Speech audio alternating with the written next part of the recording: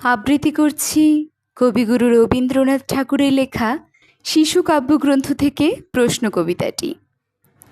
মাগো, আমায় ছুটি দিতে বল, সকাল থেকে পড়েছি যে মেলা।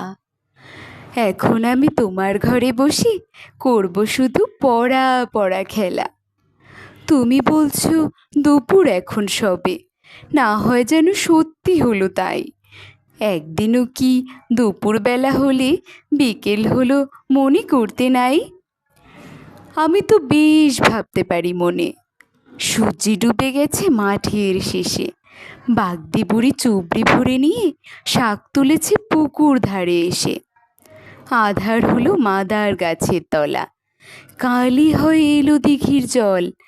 হাটের থেকে সবাই এলো ফিরে, মাঠের থেকে এলো চাষির দল। মনে করো না উঠল সাঁঝের তারা, মনে করো না সন্ধে হলো যেন। রাতের বেলা দুপুর যদি হয়, দুপুরবেলা রাত হবে না কেন?